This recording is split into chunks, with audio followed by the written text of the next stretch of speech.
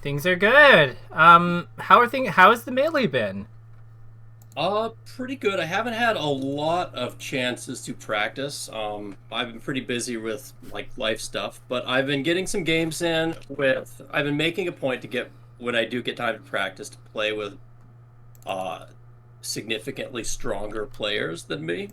Okay. Um, and that seems to be going well, it's going about as well as one would expect. I'm getting my ass handed to me. But I am definitely like kind of getting some clarity on where my weaknesses lie. Oh, are you recording this? Yes. Yep. It's being recorded. Why do you ask? Oh, because the Marth that I was practicing with wants to see the lesson when we go over as well, if that's okay with you. I mean, it's gonna go on to YouTube, so that's totally fine. I don't see Oh, how I well, can that really works. stop him from doing that. All right, perfect. All right. Yeah. Um, so I noticed. So I've noticed there are like a few things that I've Mm-hmm. taken notice of. Um, Particularly in the Marth matchup. I feel like every Falco has an extended period of time in their life where Marth is the equivalent of just like the abyss in the hero's journey. Mm-hmm. Um, and what strikes it for me, it's kind of two broad categories of things I'm having difficulty with. Mm-hmm. One is just getting out of punish, and I know that's kind of nebulous because Marth's punish is, for all intents and purposes, true from zero to death on both species. So it's really just like finding ways to chump check my way out when those do come up, whether or Okay. not Marth bites or not. Like finding I guess the better way to put it is finding ways to make punish as difficult as possible for Marth. Yeah. So And then this is good. I'm actually like picking one out right now, but keep going. oops, what am I sharing my screen? What is happening? Can you see No, mine? I can. Okay, there we go. Um, yes. So it's the big one is one like just making punish as difficult as possible for me or for Mm-hmm. Marth. The second thing is the second issue that's on my mind is neutral interactions when the Marth has demonstrated that they are proficient with power shield. Okay. Because for me right now, I tend to not have a lot of mix-ups around what happens if the Marth hits the power shield built in to my habits right now. Like I have like some theoretical knowledge of what I should be doing, but that ties back into the what we talked about in our last lesson about like I should be do the thinking outside of game.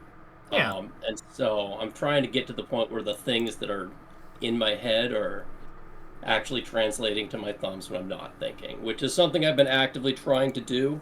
It's extremely difficult to break that habit, I imagine. but it has been paying dividends. I've definitely noticed that when I can successfully shut off that part of my brain, I just get way quicker and more fluid. Mm-hmm. Um, I don't think I don't get quite as many like cheeky gotchas as I used to, but I think the trade-off is absolutely worth it. Okay. So that's the brief summary of what I've got going on in my head. Perfect. So let's start with getting out of punish because this is a pretty important concept. So we fundamentally in this game we have three options whenever we hit the floor Hmm. during a tech chase. Because like this holds true even if we hit the tech on this down air. Hmm. So we have the in place options of which we have two because we have like tech, like if we're using the tech options, we have tech in place, and then we have no tech, and Right. then no tech kind of like subdivides into additional option trees. It's like Um, a repeat of the same thing. exactly. So then we would have get up attack. So GUA. And then we have stand. And then we additionally have, arguably, the option to lie there, because we have a timing mix-up, should we choose to play it. So then we have away and forward, which can exist on both axes, because we both have, like, because this happens whether, like, with the no tech options, like, this can be either or tech, this can be either or tech. So, like, no tech or, this can be tech or no tech. So, with this in mind, my question here is, what do you think the hardest thing for Marth to assuming that we do this no tech again, what do you think the hardest thing is for Marth to cover? Probably miss tech, roll behind. So roll away? Roll past Marth. So roll like this way. Like if I miss the tech, Marth is going to try and probably react to that by approaching, at which point I would roll behind, which execution tests Marth's ability to react to that and dash back and then hit me with the grab. Fair enough. Let's test that hypothesis.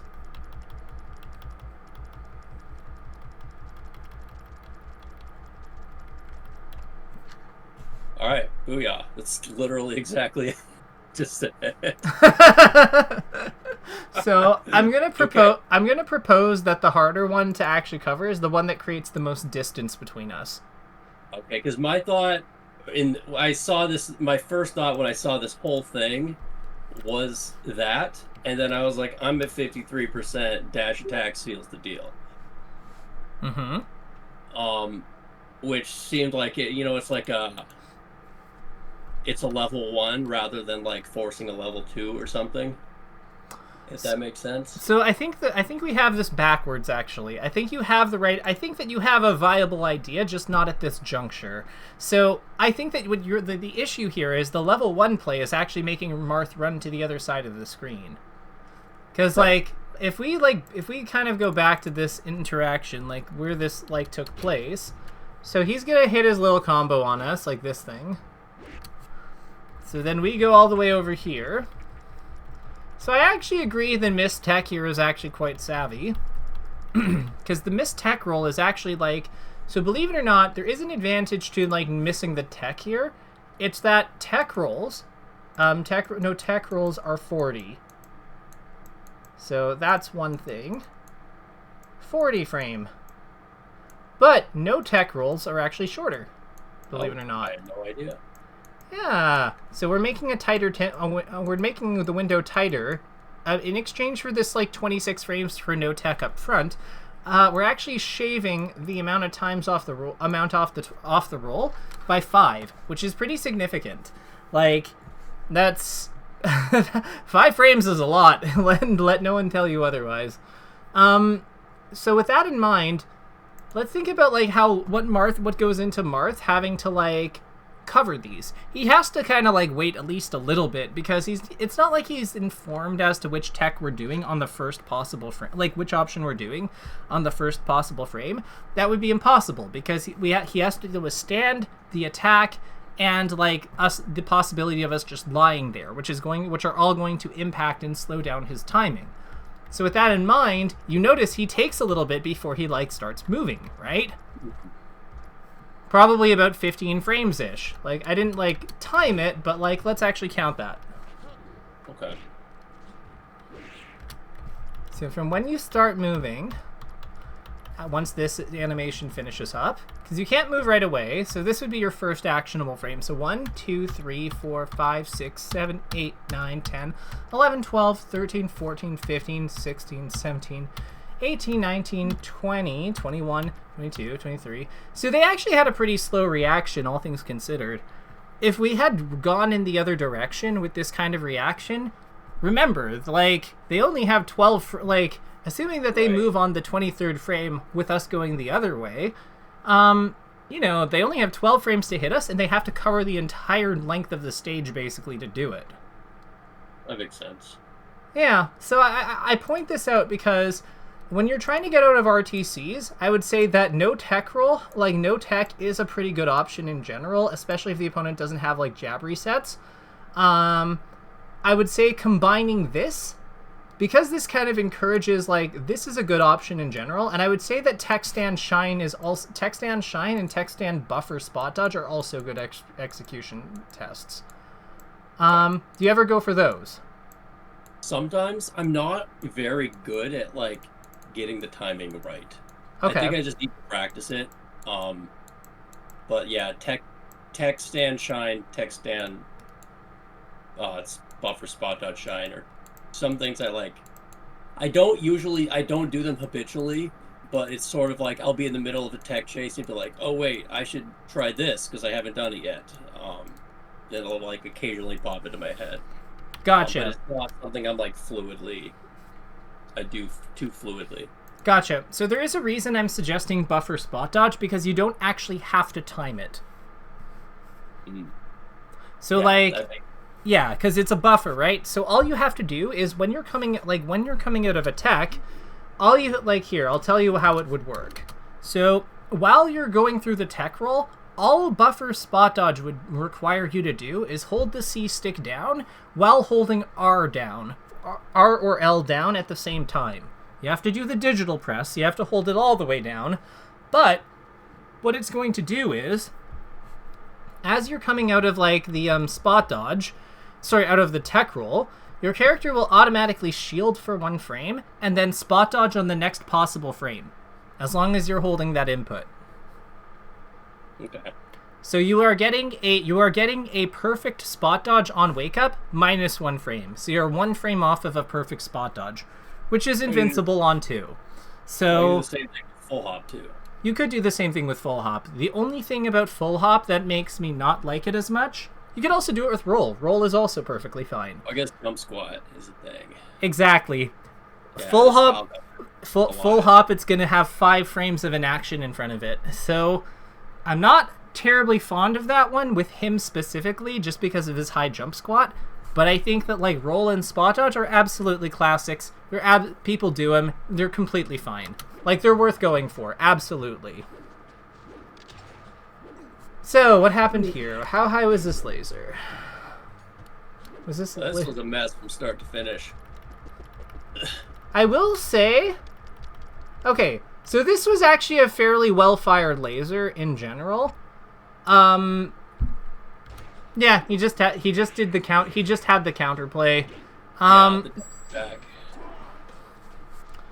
Something that Squid has told me that like I've been doing a lot lately is he's a fan of firing the lasers over Marth's head in these kinds of positions, just because if they go for the power shield here, like it winds up not.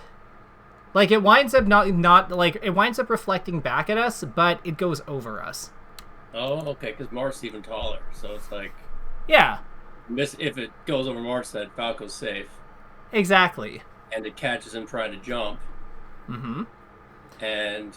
if you do them perfectly, like, if you do frame 1 lasers, which are very difficult, but, like, they are a thing, they also hit Marth while he's standing, meaning they'll hit him on his dash turn frame. Oh, that's so specific. I love it.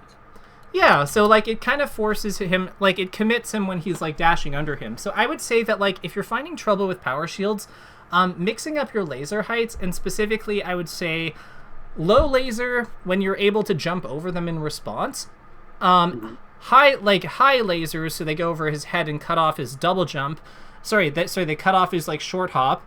And if you can do the perfect ones, like the frame 1 lasers, where they fire at the apex of Falco's jump, and they still go over Falco if they're reflected, and hit Marth for standing on the turn frame of a dash dance and for jumping, those I think are very good, because they force him to basically run forward and call you out, in order for him to be able to like do anything about them. So it takes power shielding off the table as his counterplay. I'd say that a combination of those 2 things will give you a lot of mileage in terms of dealing with his anti-laser game. All right, that was a lot of information. So let me see if I can summarize there. Sure. So, by shooting the laser high over Marth's head, or not necessarily overhead, his head, over the height of his head while he is dashing. Mm-hmm. It forces Marth into a position where if he tries to power shield it, it goes over my head as well. So I'm effectively safe from power shield unless I jump. So I can just shoot the high laser and then stay grounded knowing that. But if he tries to dash back in, if I space it correctly, the laser will cover the turnaround frame. So he will get hit by it regardless. Which forces Marth to deal with it by either power shielding it and then retreating because he won't be getting the frame advantage, or simply continuing the dash further into the corner. Yeah, exactly. So here, like, let's just have Marth like dash dance here for a bit, and we'll just have him play back. So these are like not I'm not hitting it like these is like the frame 1 lasers on all of these because I'm not like quite that good, but you'll see what I mean, like in that some of these, the ones that I get, they hit them on the turn frame. Yeah, I see it. Like, and again, like, it's hard because, like, I'm not used to it, but, like, if you mix up, like, that and that, like, this and this, like, if you mix up them together, it's, like, very difficult for him to know which one he's supposed to do. And, like, how does he block, like, if he power shields the first laser, like, the low laser, and then we jump over it, right? Then how does he, like, have to get out of his shield? Well, he has to wave dash, or he has to jump. Well, the high, or like, he has to wave dash. Wave dashing forward out of a power shield, especially if we jump over it, like, that's not very exciting for him. Like, that's gonna have problems for him. Because, well, what if we down air? What if we, like, laser again? There's lots of ways that can go wrong. But if he jumps to try to, like, deal with us a different way, the laser gets him anyway. Yeah, there's, like, lots of counterplay available. This works on Peach and stuff too, which is quite nice. Yeah, like, lots of ways to do it. So my thought is that there's the classic wisdom with Falco of you do the low laser into the approaching high laser. Simply because if it gets power shielded, Falco jumps over the first laser. And I guess that also the high laser plays into, this is another reason that's an effective tool that I wasn't aware of, is because the high laser also while approaching, prevents Marth from being able to utilize the pivot in after his dash back to, like, try and catch me. Yeah, exactly. And I just realized I did not stop I did not mean to do that, so my bad. But yeah, like, that's exactly it. It gives you another way of, like, contesting Marth's, like, maneuverability on the ground without you having to, like, stop what you're doing without requiring you to stop what you're doing completely. And it's a very solid 1-2 punch on his footsie game. Well, we have the same desktop background. That's awesome. But yeah, like, so it sounds like you've got a lot of ideas on how this can, like, work into your gameplay. That's good. No, that's really good. I think that you're going to have a lot to, like, work with here. Marth is just hard at first, but I find that, like, being fast and, like, I find it's kind of weird advice to give to someone, but, like, I feel like once you have a general idea on, like, what lasers you're supposed to be doing, and you can execute them fairly efficiently, going fast is often the solution, just because a lot of what he goes for in terms of his take laser punishes are pretty, like, tight timings naturally, and a lot of them don't technically, like, work if the Falco just goes as fast as the Marth does. So it's just one of those, like, it feels silly, but go fast is actually, like, not bad advice here. No, I know exactly what you're talking about, because my Marth secondary, when I'm playing against Falcos, the hardest thing to deal with is just a Falco that is just cracked out of their mind and just does not stop moving. On that note, let's talk about this situation right here. So, you hit Marth onto this side platform. What's an easier kill that we can go for that isn't forward smash? Down smash. How do you think about what do you feel about up tilt here? Good, but loses to tech and plays. Does it? I guess I don't know. That was my first instinct. I guess it depends on the timing. If I fast fall properly, I think I don't go for up tilt often because because my punish on Marth isn't very refined in that scenario, and so I usually don't get the fast fall timing right where it would be good. Gotcha. You actually is that- landed perfectly fine for this, by the way. Like, if you up tilt, like, so let's rewind to, like, just a second, because I want you to see this. Because your timing was very good. So, like, you've hit the fast fall. So he'd be on frame 3, 4, 5, 6, 7, 8, 9. Like, yeah, you just have to hit, yeah, like you just have to hit on frame like 20-ish for this to work. Like frame 20-ish, you need your up tilt to hit, and it comes out on 5. So yeah, no, you were totally fine. I'm thinking this is like up tilt up air. We just kill him off the top here. Yeah, my thought was up tilt bear, but it's, yeah, same thing. Yeah, same difference. Like, as long as we hit him in the right direction, we're good. So I want us to, like, I want you to, like, remember that, like, it's not about, like, landing instantly next to them. That's actually not often required in order for this to work. This was just unfortunate. So this was, like, I implore you to, like, take a second to breathe when you're on the edge in this kind of spot. So I have been able to ledge dash for a while now. And if for some reason it's just not a habit that I do. Like I can go into Uncle Punch and do 5 in a row right now. And I just like ledge dash it. Like I feel like I have like one mix up off the ledge and it's just dare. And that works against really bad players.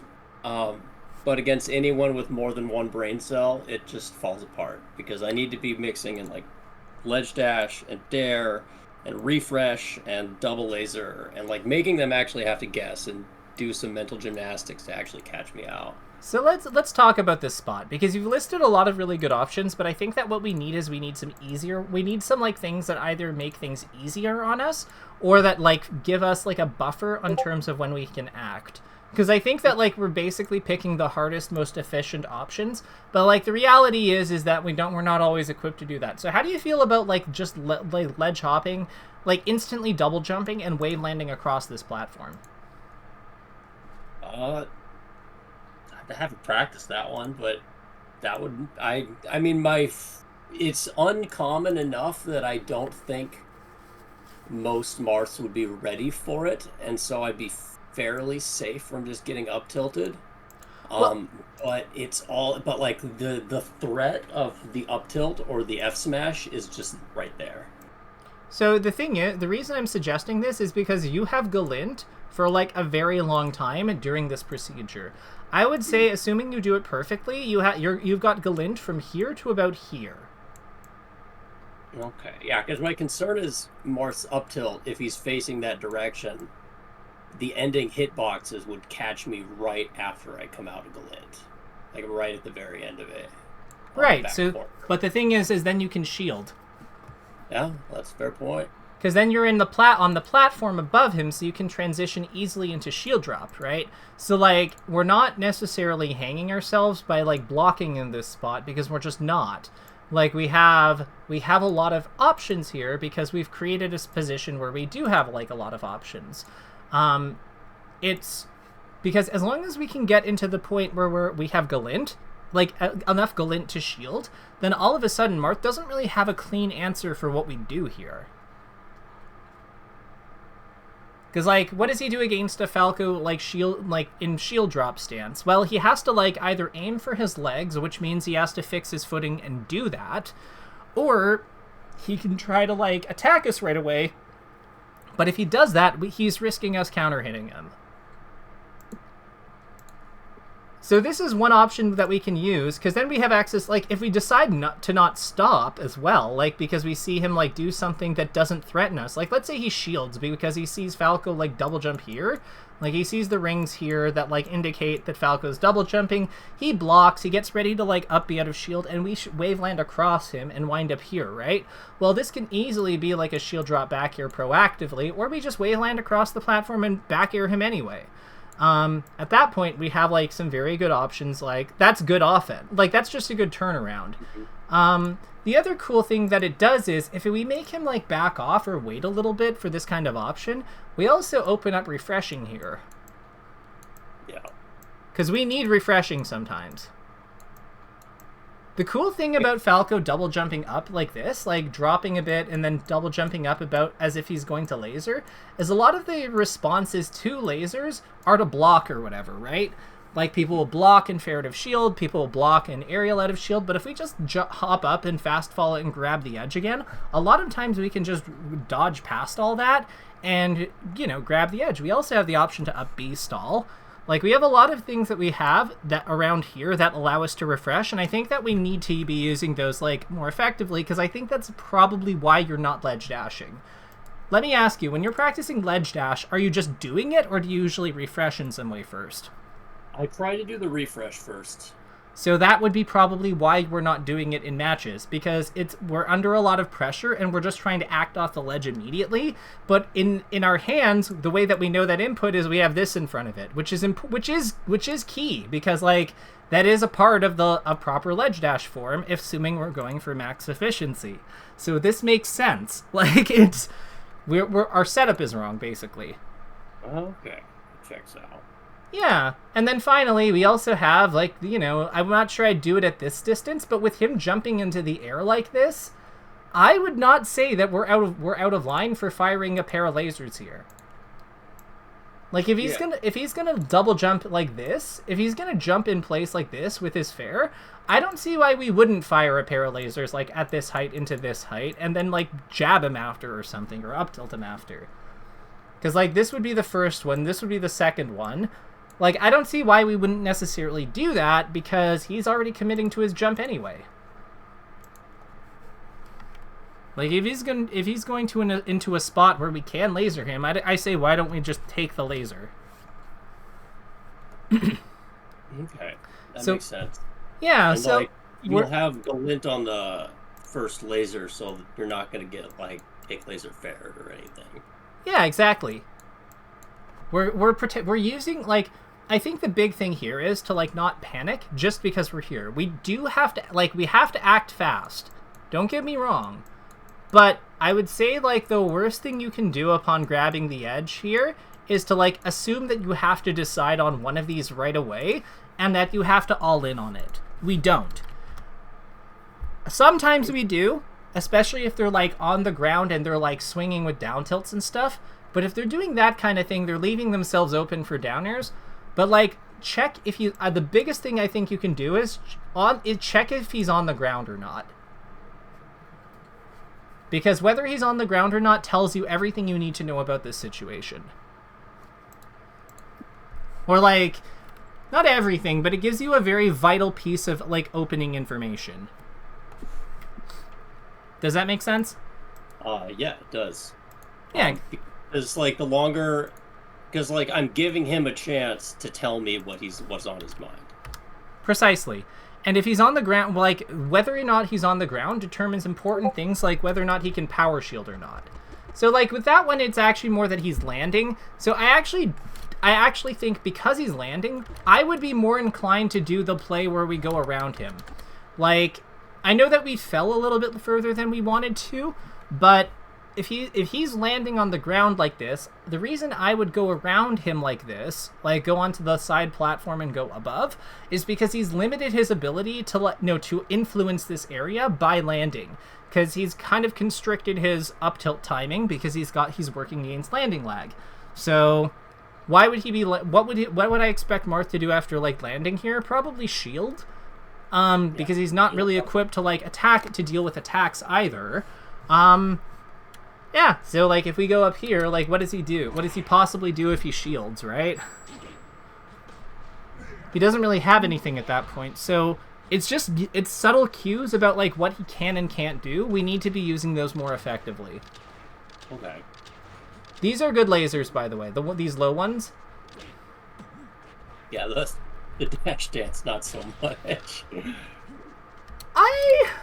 We got stuck in a dash dance. We got stuck in a dash dance, and then we didn't take a more defensive position. Like, it happens. I think the big thing here is like, let's. So that one was good. I actually like how you did the no tech here, because you can't just stay there. Because if you get up in place at that spacing, he's just gonna tipper forward smash you. So I'd like that you kind of went inwards, because even if you grab him, even if he grabs you here, the best he can do is just kind of mulligan the throw. Okay. So I actually really like how you did that one. Like, he probably should get you every single time, like, you roll in there, but you made it difficult. That one I saw the shield come out. Let's see if we could have gotten buffer spot dodge. So 1, 2, 3. Yeah, you could have actually spot dodged that. Okay. Because you saw the third frame, right? Yep. Yeah, so like you would have actually been safe had you spot dodged. That was supposed to be a shield drop laser. Shield drop laser is unironically really difficult. If you don't have to, like, I would say just fall through platform laser if you're coming out of something is perfectly fine. Yeah, it's actually funny because if I can hit the shield drop, I can get the lasers 100% of the time, but I whiff the initial shield drop more than I do anything else. Then to me that just means that we might want to like consider different laser methods. Like, I'd say, like, if you land on the platform and auto cancel, it's okay to do the old school like Isaiah drops where you just like hold forward to walk for a frame and then fall through and then like go fall through laser. Like, that's perfectly okay. It's not like max efficiency, but like, I mean, no one does max efficiency on all their lasers because lasers are more about like consistency than anything else anyhow. Yeah. High laser. Yeah, I literally just thought that as I saw this. Yeah. So like, because like there's nothing he can do from that platform into a high laser. Well, the other thing is that you're this approaching like up air into up tilt combination is so much better when you have the high laser protecting you. Yeah. Because it just like stops him from doing his things. Like, yeah, like right idea, same idea here. Like, look at how you like. I'm not sure I would have necessarily approached right away with it. Like, I probably would have done some in place first, just in case. Because if we move into this spot from here, then we are susceptible to this fair. If we shoot the high laser first, we can control him moving forward as well. But like, so we have the same idea going on compared to like, it's the same idea basically. Yeah, it's funny because I've theory crafted this specific interaction and been like, yeah, if they're on the platform, you high laser to cover your approach to attack them from underneath, and and I just didn't do it. Well, no, you did. It's just you high laser, like, instead of doing it in place, like, what you did was this, right? But you could have also just done this. Like, we could have just high lasered and approached a little bit instead of approaching a lot. That's the thing that stands out, because the problem here is we're putting ourselves in range of Marth's sword. But if we do it from further back, then we can control him for going for this, and then we can potentially combo off him. Like, we're just going in a little, we're just getting a little bit closer than we have to. That's it. Like, I would say a good general rule of thumb is like draw a line, like maybe not. We'll use a different line for this, but draw a line that kind of represents Marth's fair here. And like where he can hit us with it, with the bottom of it. I don't think he can go quite as far forward as I've drawn, but I'd say that like this line kind of like does a pretty good representation of like where he can attack from with his fair. Because like if he's starting from this point, he probably like swings his arm over, sword comes out. Yeah, about like this. So I would say just let's make sure to stay behind this line when we're setting up the first laser. That's it. Because once we get the first laser out, we can always fire the second one after, and have a better idea on what he's going for. But for the first one, we just don't want to like run into his fair zone. Okay. Does that make sense, or do I sound crazy? No, that makes perfect sense. I'm just kind of thinking about broader how that fits into broader game plan. Well, I mean, like, you can just how that applies versus Sheik, I think, is pretty straightforward. It's like, yeah, like, don't play into Sheik's forward air. Don't play into Ganondorf's up air or forward air. Like, it's other characters who use similar huge arcing forward airs as their main way of, like, coming off platforms, or as a primary way of getting off platforms coming forward. Yeah, we just, like, we don't go into that zone while we're still setting up. Yeah, because Sheik is actually how I originally arrived at the high laser conclusion. Honestly, that makes a lot of sense. Go on. Like, tell me more about that. Oh, because Sheik is actually one of my favorite matchups ever. I used to hate it, and then I realized that Sheik has no way to meaningfully threaten you if you're below her. And so my thought process was like, how do I, if Sheik is like on a platform, how do I get underneath her? And from there, the thought process kind of writes itself. And so that's kind of, and so I started working on using that against Sheik, because they love to fucking jump up on platforms and dash dance around and then come down and hit you. And so that's what I started doing, and I started beating Sheiks that were previously beating me. So that is, and so now like I've kind of started to broaden that train of thought to other characters, like for example Marth. This actually makes so much sense, because the way that you're spacing this is absolutely fine versus Sheik, but like it doesn't work versus Marth. Yeah, it's just like a very minor amount back that we have to like push, but I totally see how this is an anti-Sheik thing. Yeah, that's actually probably the matchup I've labbed the most by a huge margin. Gotcha. So that's good. It's good that we're like finding the, like, parallels between how this has applied in other matchups and how we can expand this out to other ones that are like take the same principle but just like kind of like expand it outwards a little bit. Yeah, because a train of thought that I'm trying not to lose hold of, well, it's still on my mind, is that 2 weeks ago we were talking about the double lasers in neutral. And that applies here as well, where at basically the same spacing where a double laser neutral grounded is effective, 2 high lasers to cover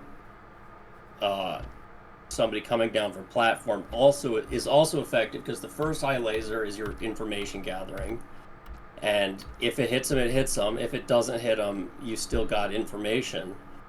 And then the second laser covers your approach. And it's really just the same broad concept applied in just a different spatial context. Yeah, I mean, like, this will sound like a very boring observation, but Falco is a good character, so there's going to be some amount of, like, repetition in terms of, like, the situations he plays, just because there's certain things that are just good for him. It's not terribly exciting information, but I would say that this low laser, by the way, was, like, textbook in terms of how you did it. Like, this advancing low laser was, like, textbook in terms of how you hit it. It's just a shame to me that we went for, like, for a follow-up that didn't work at this percent. I should have gone for jump cancel shine. Is my first, like, looking at this right now, that's what my brain is telling me I should be doing. Ooh, fancy. I mean, that's right. I won't deny that it's right. I was thinking just, like, grab is probably a pretty easy one to hit here, but, like, yeah, grab, jump cancel shine is, like, the optimal one. Like, that's the one, that's the money maker. That's the I'm going to be a good player one day kind of play. Yes, I say jump cancel, but what I really mean is, like, jump and then, like, probably miss the jump cancel and then wave land to platform. Or just jump out of it and, like, laser him on the way down or something and try to, like, play the next interaction. Honestly, I've been there. It's all good. The other one that jumps out at me, I think, is down tilt. I think down tilt knocks over at 5. I don't know that for sure, though, but that's the type of thing that's easy to check. It's got a lot of good follow. I think I can just up air out of that, depending on... I think that's always... I can always up air out of that. I mean, if he DIs away, we just laser him again. We've done 13. Like, 13 for hitting a laser, and, like, get 13 plus, like, advantage state for hitting a laser is pretty good. Like 5. I missed the last 3 sentences because my cat tried to claw on me. Aww. claws. He's a wonderful, sweet, snuggly boy, but he needs to get his nails clipped. Gotcha.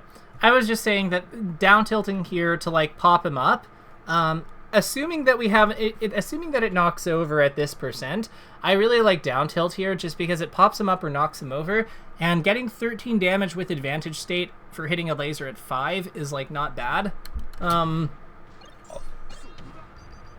Yeah. We also discussed Shine being like very optimal, which I agree. Like this, I would have gone for up air. So like after this, like for this grab. So like I would have just said we like full hop up here. Like not dash jump basically. We just jump up in place kinda. Yeah, I think I've never really examined my habit there. I think it's just because I can more consistently hit, like just actually get the hit off of back air in like more situations. But that might be because up air is just a little more difficult to actually execute off Falco, and so I've just developed. I haven't thought about it since I've been. So the last time I actually thought about what I should be doing was when I was not able to hit up air consistently. That makes sense. I saw how you DI'd this like up B. I'm going to assume you were trying to OMS attack it. Probably. Yeah. Yeah. I mean, like, you could easily get the survival DI and not die there, but like I think that the OMS attack is the better move if you get it. So I'm not going to say you're wrong for going for it or anything like that. I do think that we need to like get better at covering these counters, and we need to start wave dashing in the right direction when we're like hitting. So like yeah, that's a big one. Is I've been trying to be more cognizant of that recently. Is like I definitely tend to I almost always wave dash towards center, which loses me a lot of follow ups. But yeah, I don't think I've ever consciously OMS attacked in my life, but I do like habitually just hit the trigger in those spots and DI like down and out in good that slide spot. off. Yeah, that was the only reason. I think that was like the only defensive tech I was really hitting this time, these games. It's a really important one, so I would say continue to work on that for sure. I actually think that like this guy might not necessarily be like this guy's good practice to see like where you're at in the grand scheme of things, but I don't think that like you need to play against him tons because I think that he's a little too like challenging at this point.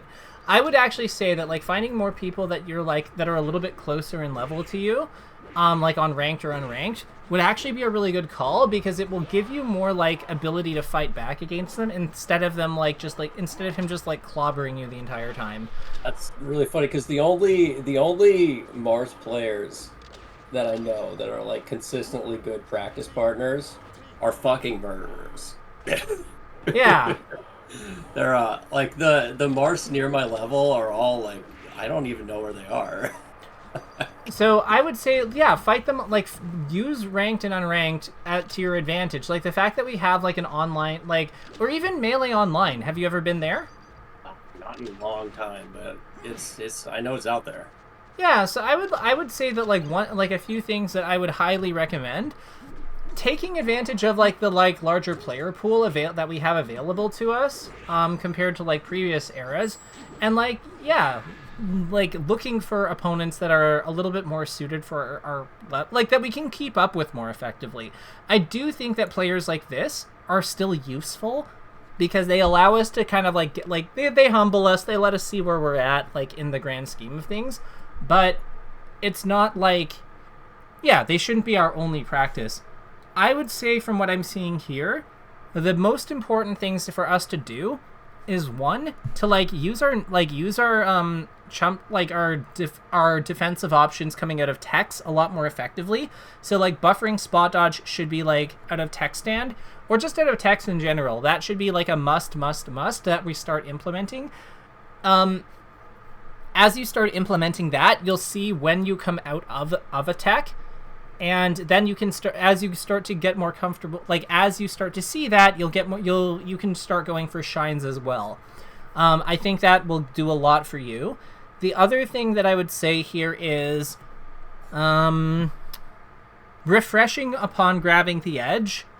When you grab the edge during a recovery, going for a refresh. And then the last thing here is wave dashing forward when you hit the shine. Like, as a general rule, just ignore center stage when it comes to that scenario. Like, the name of the game is that we wave dash forward no matter what. Do you think, like, or wave dash towards, like, where we're hitting them no matter what? Do you think that is something that we could try? Yeah, because, like, center stage is a meaningless concept in Punish. Yes. From that context. I mean, like, it matters, but, like, it doesn't matter, if that makes sense. Yeah, Okay, cool. So let me give you my spectator code. The big three is buffer, hot dodge, flash, shine options, out of tech, wave, fix, bad, wave dash, habits, and punish, and refresh on ledge more, and generally use wider variety of mix-ups. Yeah, those are my 3 bullet points. Yeah, so I would say I like wave dash forward after hitting shine during punish. And I would even say during shield pressure it's like probably okay for the most part. Like, I would say these are the big things to work on. If I give you my spectator code, how do you feel about trying to, like, implement some of these in some matches? Yeah, absolutely. I think it's a rank day today, so... Excellent. So... get some of that grind. Fantastic. Do you remember how to do spectator mode, or...? I think so, yeah. Let me see here. I should probably... Yep, game client needs to be running. That's the only thing. Let me turn off like 30 different freaking things that are all using internet bandwidth. 1 second. No worries, no worries. Okay. We're good. Spectate, start broadcast.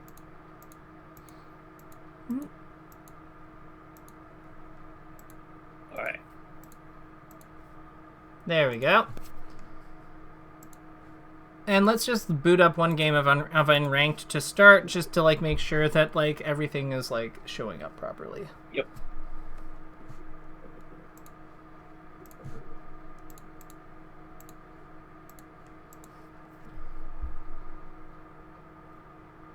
Okie dokie. So I don't see anything on my end yet. Are you in a game?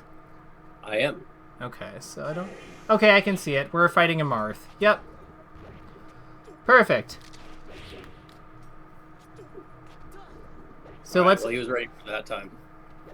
Well, yeah, like, I mean, like, this is a standard defense, like a standard defense thing. I really like how you no-tech rolled away.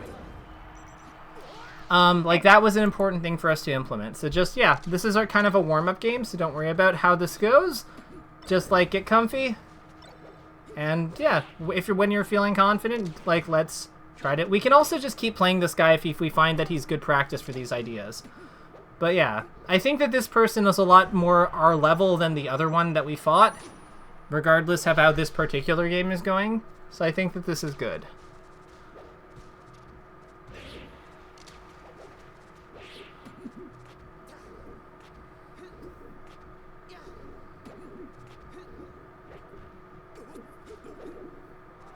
That's okay.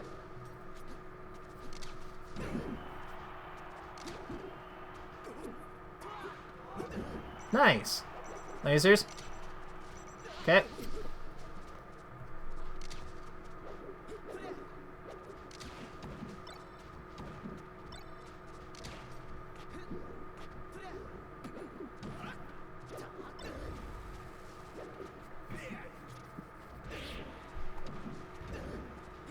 Ooh. Okay.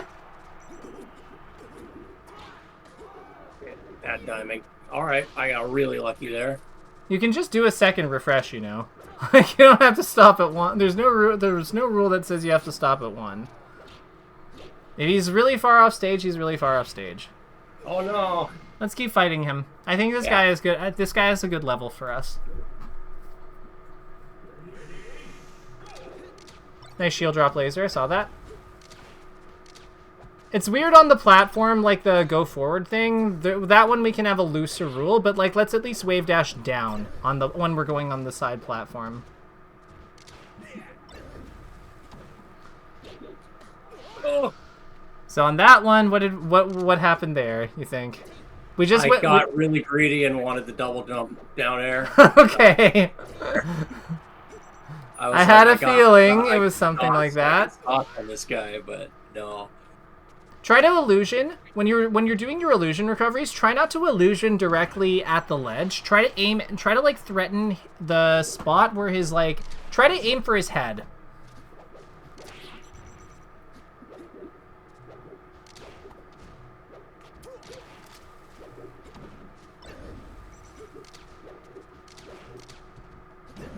Nice. Okay. Fair point, sir. When you're doing that crouch cancel, down and forward, not just down.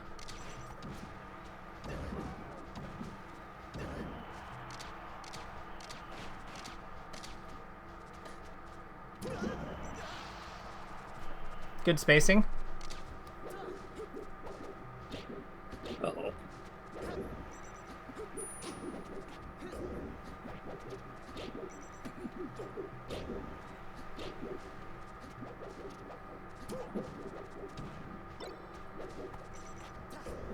Remember, we attacked without having lasers established.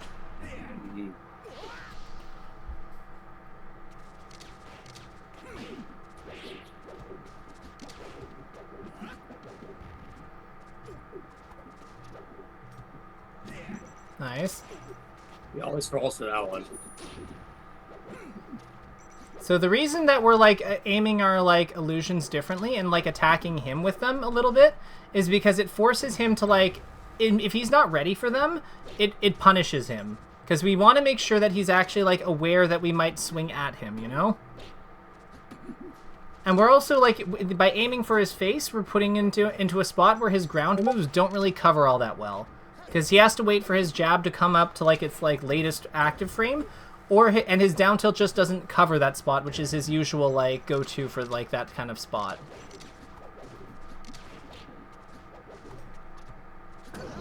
Nice. This is good.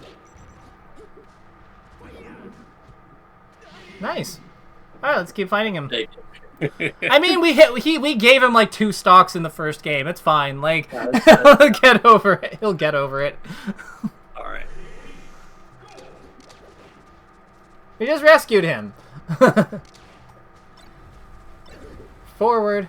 Always wave shine like in the way that we're wave shine in the way that you're moving. If you hit him on if you hit the right, like his left side, we go right. If we hit his right side, we go left. Like we go forward. I'm not like trying to set up a situation where I can wave shine and I'm just getting killed. No, I get that. Like, but just like whatever, like just kind of like flow forward. Think of it like exactly like that. That was perfect. And then like with that one, exactly. Love it. Like Marth killer. Okay, good enough. Like that also works. What are these smash attacks? Are they like meant to be down airs? Me? Yeah. Probably. That's okay. Remember, we go forward, we flow forward with the flow of the action with our shines. Like really, that's what we're trying to do. That was supposed to be a shield drop. That's okay. Forward throw, love it. Oopsies.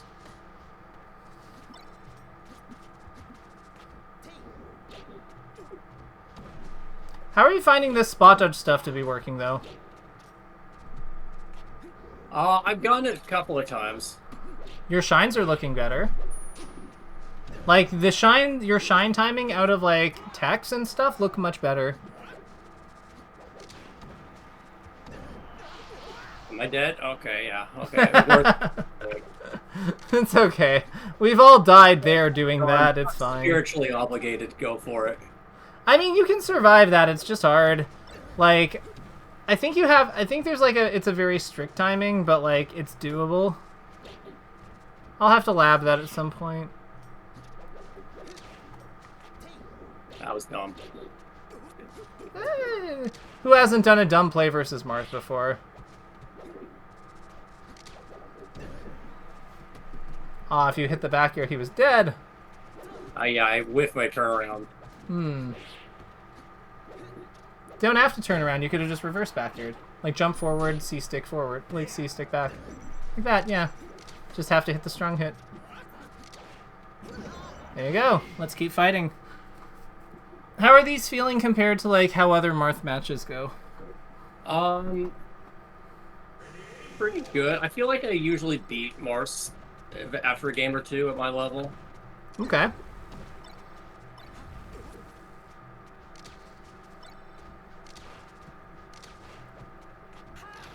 Like what you're doing versus the Fox overall. Like, you're not spending much time, like, in his full hop, like, in the spot where he can just, like, full hop you for free. Like, underneath the top platform, like, in center stage. I like that you're not dealing with his, like, I like that you're not dealing with, his, friggin', his shield game as much as, like, some other Falcos that I've, like, worked with. Like, you're just grabbing him and throwing him off the stage right away, when he presents his shield to you. As of, like, a month ago. I mean, it's good, right? Like, why deal with it? Yeah. I mean, it's like Falco's grab sucks, but, like, it disincentivizes the shield game, so it's... There's a video on shield pressure by Hacks that I think that you might find pretty interesting that, like, goes over his options in depth. I'm gonna link that to you. If you find it too... that, but, like, a while ago before I understood it. Yeah, so I think that now that you have a better understanding of how, like, the option trees work, like, I think that you'll get some more value out of it. But basically, one of the things that changed my life with this matchup is understanding that, like, Laser and Nair are, like, really important initiation tools on his shield, because what they do is they, like, create frame traps that, like, snag his shine out of shield, even with how, like, even with how efficient his shine out of shield is.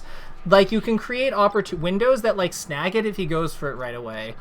And that's really, really valuable. And I think that, like, what I can do is I can also show you how, like, how you would practice that. Like, how you would like, practice getting the action tight enough to be able to do that. Because, yeah, I think that would go a long way for you. I will say you look much cleaner than you did the first time we played. Like, the first time, like, I saw you play. I think, honestly, it depends on the day. I mean, I've definitely been practicing a lot of stuff. But I think, like, that is one of my things is, like, I feel like my, like, A game and my, like, even my, like, C game are just massively different. What do you notice? What would you say is different about them? Flow and my ability to just, like, act. Okay. How would you rate today? It's a B plus. Okay. I'm not, like, really in it, but I'm playing pretty well. Right. And I would say that, like, when you're playing your A game, you're probably a little bit more into, like, you're probably focused more on the game itself. You're not really, like, listening to me, right?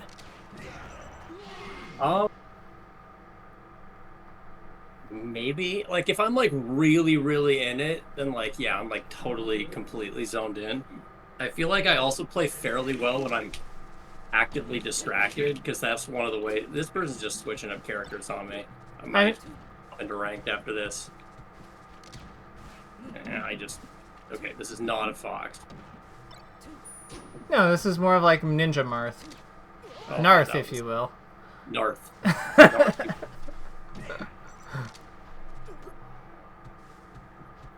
Oh, speaking of Naruto,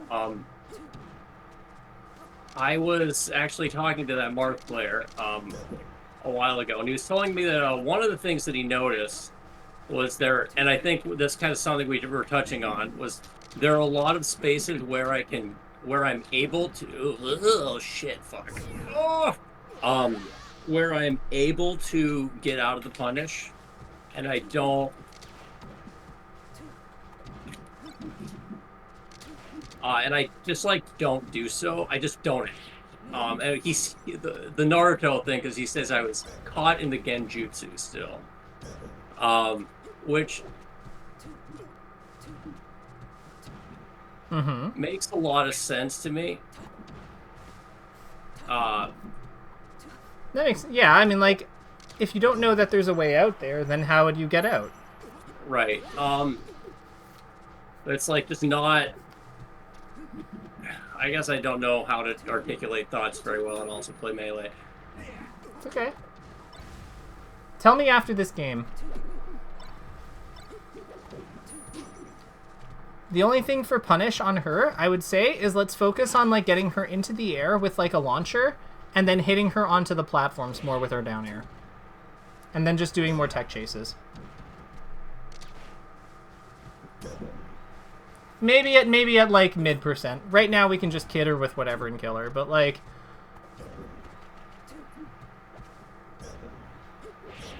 nice. Hey, is that thing we talked about? Nice movement. Oof. Well, that happens so often where I'll be like, I'm gonna practice movement between stocks, and I just get killed. So maybe we need to just think of it as not like practicing movement, it's just like, we're just going to do some movement.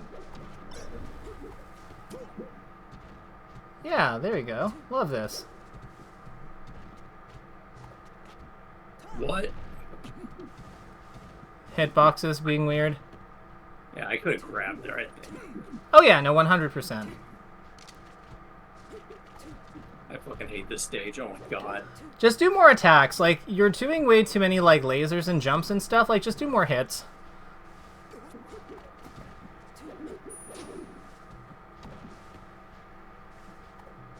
I was supposed to be air. There's the bear.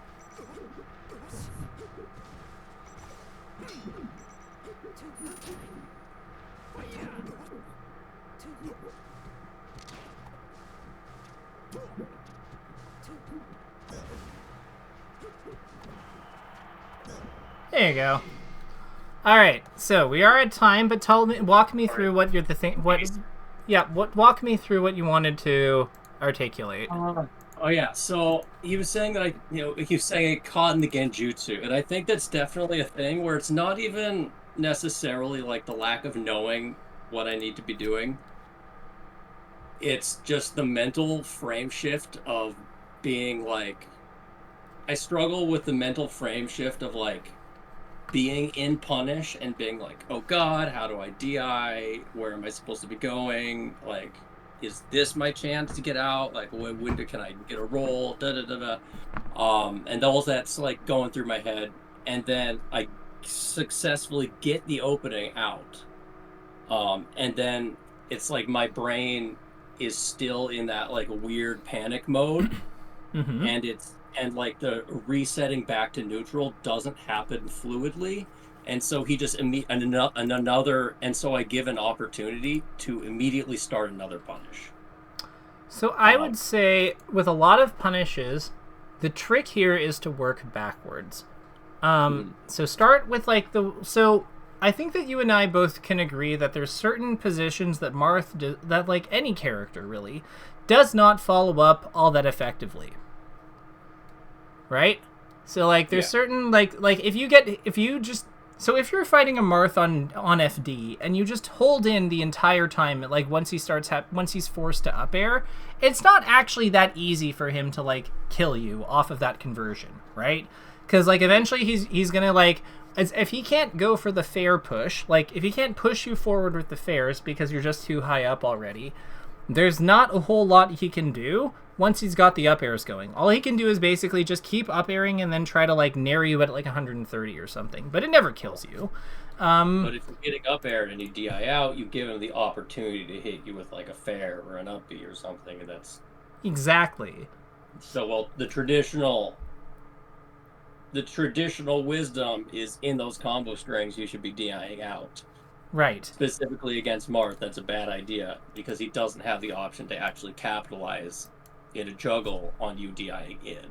Right. So, like, I would say, think about what a character's most powerful finisher is, right? So, if for Marth it's his tipper forward smash, for Sheik it's her forward air, especially near the edge of the stage. For Falcon it's his knee. I would say the best thing that you can do is think about like when you're DIing their hits. I wouldn't even necessarily worry about like learning like when you're out of the combo. I would just think about like what their strongest hit is and how can you DI or position your character to make hitting that move as difficult as possible. I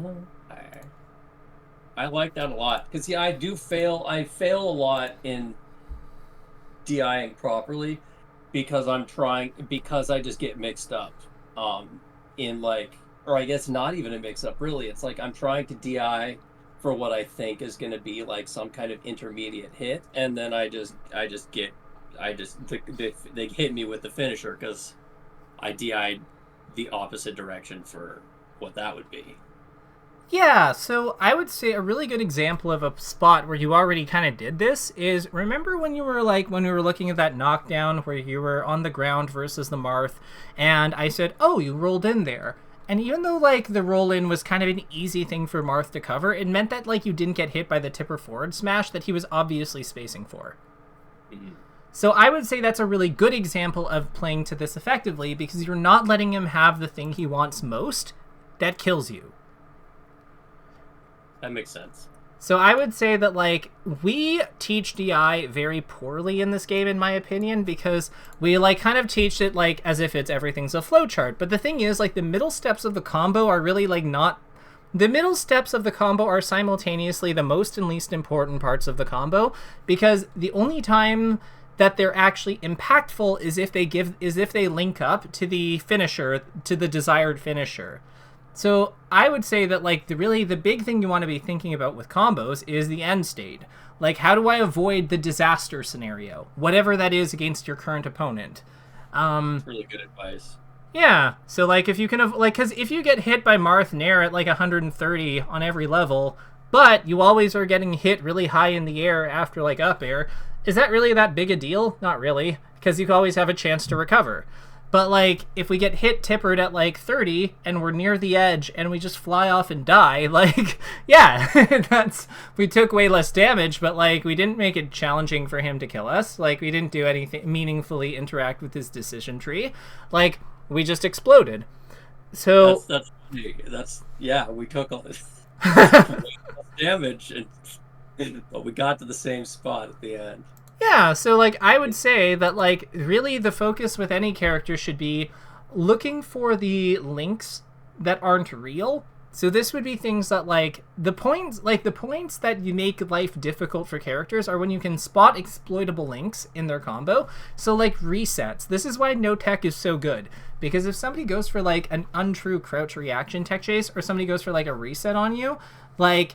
you can exploit that super, super hard. And the expectations that people build around, like, crouch tech chasing, or just reaction tech chasing in general, depending on what their character is good or bad at covering, you can then start to mix in other execution tests like tech in place shine, or tech in place buffer spot dodge, and then that becomes really difficult. This is why ambiguous DI is so good against Sheik's down throw. That was exactly what I was thinking about as you were saying that. Is there's a Sheik player who was my nemesis for quite some time. And I realized, like, God, maybe a year ago, I was like, he cannot cover ambiguous DI behind tech and play shine. It gets him every fucking time. Yeah, it's really hard. Like, a year later, I am still hitting him with them, and I'm making fun of him in games for whiffing that. Like, you're so mean. That to you for a year now. Oh my god, that's so mean. As a Sheik player, that hurts my heart, but like, I also get it, because, like, yeah, we can be a little snooty about that stuff, so I understand. But yeah, like, I think that, like, think about those successful cases where you kind of, like, attack the requirement of what the opponent's, like, link involves, and then, like, with that in mind, then think about how we use that to also avoid the endgame disaster scenarios. Like, getting up smash with Fox at 90, like, out of an up throw or something. We should generally be like, there should usually be a way to avoid, like, the 1-2 punch of that. Maybe, like, and sometimes we won't be able to avoid it completely. Like, sometimes we're gonna, like, tech onto a platform, he hits the RTC and he gets us, and, like, that's just the way it goes. But if we don't even make him try to do that, like, we're not challenging the opponent's combo tree. So, yeah, I would just say, like, biggest thing, play to avoid the disaster scenario with their combo, like, and usually that means, like, whatever their best finisher is, that's what we prioritize, and then look for, like, weaknesses in the links that get them there. And sometimes it's enough and sometimes it isn't, but at least then we're playing with our opponent.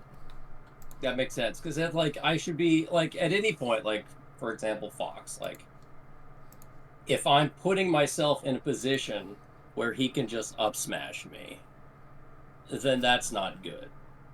But if I like do hard DI out on something and, like, put myself in a position where if I DI'd in, he could up smash me, but now if I DI out, it's a tech chase instead. Like, that's forcing him to execution test his ability to cover whatever tech option I choose. And even in that scenario, I can still go for like, whatever makes up smash hardest. Exactly. And just can kind of continue, because, like, forcing him to prove that he can continue the combo, rather than saying, like, oh, I think you're going to continue the combo, and then we'll, like, DI in on what I think is going to be or DI out on what I think is going to be a weak hit, or something like that. Whereas I could just say, like, he wants the up smash, don't give it to him, and make him work for it the whole time. Bingo. Like, I think, all right, we are at time, but, like, I think that we've got, like, this is good. So I'm going to hit stop recording.